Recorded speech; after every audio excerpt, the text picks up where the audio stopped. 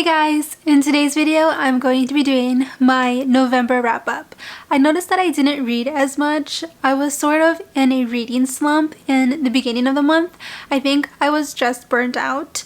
And also I got a new puzzle, so I was kind of just doing that for a while also watching shows. So that kind of took me off my reading course, and then I decided to participate in nonfiction November because why not? I was kind of late on that front, but it is what it is. I read 6 books this month and I'm kind of proud of myself because like about 3 of them were very dense and complex. So those took me a while to get through.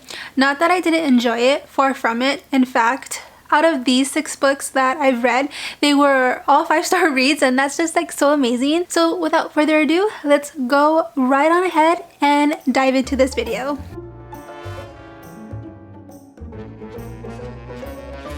So the first book I completed was She Came to Slay: The Life and Times of Harriet Tubman by Armstrong Dunbar.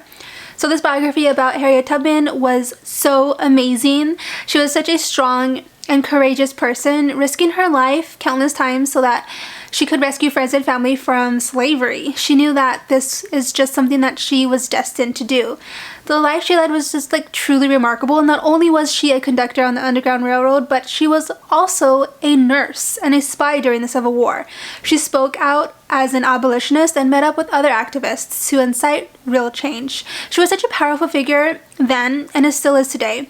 I love the illustrations and photographs in here. The very informal writing style made it really easy to read, and there's a lot of cool facts in here as well. This book deserves all the 5 stars. Then I read Untamed by Glennon and Doyle. I just finished discussing this book with my book club and they absolutely loved it. We all agreed that this book was really relatable and a book that just really resonated with all of us. This was really a pleasant surprise. There's a lot packed into here. This is like the perfect discussion book because each section has a lot to unpack, and it's cool because it's just super relevant.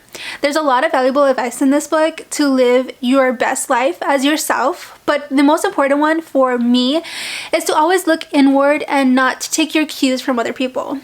I'm not a parent, but once I become one, I'm going to be revisiting this book because there's a lot of excellent parenting advice and how to talk to your kids in a way that I wholeheartedly agree with. I loved all the metaphors and all her observations.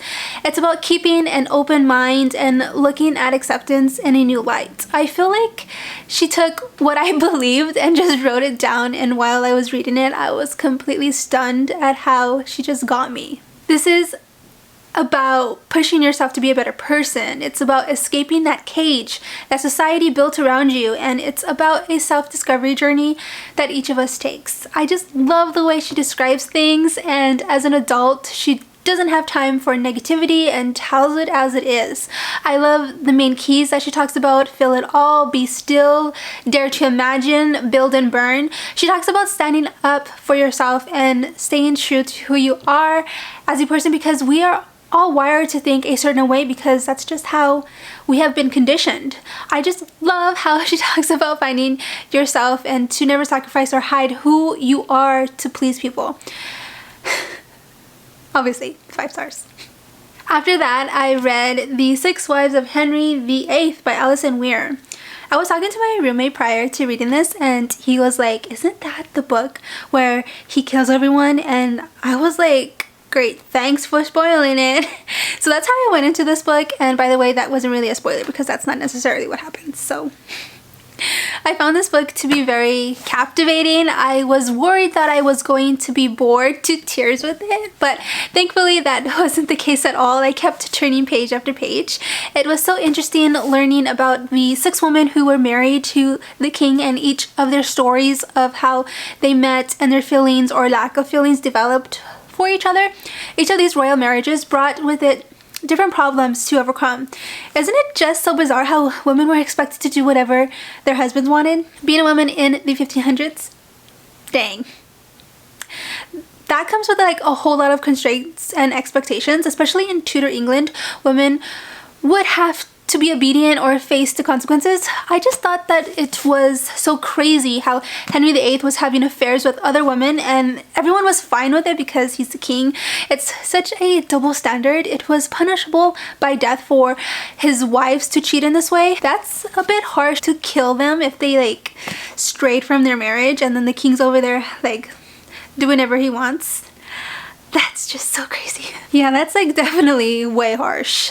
So all of these women, Catherine of Aragon, Anne Boleyn, Jane Seymour, Anne of Cleves, Catherine Howard, and Catherine Parr, they were all married to Henry VIII at one point in time. They each had their own goals and ambitions, and a lot of them end in tragedy. I felt really sad when their babies wouldn't survive because they were just unaware of germs and the like. And for me, I came away with this from this book, like Henry VIII as painted as sort of like a villain. He truly is a person of his time. He just really wanted a male heir so his dynasty could continue unabated. Well, this was a crazy story about 6 women who tried their best to survive a marriage to a king who was constantly replacing his wives. This book was really fascinating and I'm still thinking about it. Obviously, this is 5 stars as well. The next book that I read was Deep Jungle by Fred Pearce. So even though there's a lot of photos in here, it took me the entire month to finish this. It was like a never-ending book. This book is just so deceptive. It looks so small, right? But it's really dense. This book is packed with so much information on the jungles of the world. I read parts of this book with my boyfriend. I'm like, can you read this to me? And he helpfully obliged with that. So some things the book dives deep into is people trying to find El Dorado, to people using the jungle for its resources, things like rubber and a lot of medicinal and hallucinogenic plants. I also really enjoyed reading about all the ancient kingdoms that used to inhabit these forests. Oh, and the mutual support systems that keep things running smoothly, disrupt these systems, and everything just falls apart. There's a lot more of information in here, but I just can't think right now. So moving on. This is obviously a 5 stars. Very, very informational. Then I read this book called Edgedancer by Sanderson. This is a novella, and it's supposed to be read after reading Rose of Radiance. In this book, we get to know a character called Lift, and we get to see her story unfold. I love both Lift and her friend Wendell. I just loved her introduction. She's a really funny character and I enjoyed following her on her journey and just basically doing what's right and sort of out of the ordinary. Actually, I don't know if she does things that are right. She's like just, I wouldn't say selfish at all, but you know, she's like in her own little bubble. This is the perfect book to read while eating pancakes. Just saying. This was also a 5-star read. The last book that I read was Oathbringer by Sanderson. This is the 3rd book to the Stormlight archive. And in this book, we mainly follow Dalinor Colin's perspective. We get to see him when he was young. It's a lovely contrast with his older self. When he's older, he doesn't know what to believe and he's trying to understand things as they will happen. These books will continue to amaze me. I read this as a graphic audio, so this is just so great. I can't wait to read the next one, but I feel like I have to read Dawn Shore before I get to Rhythm of War. That brings us to the end of this video. Thanks so much for watching, and I'll see you guys next time. Bye!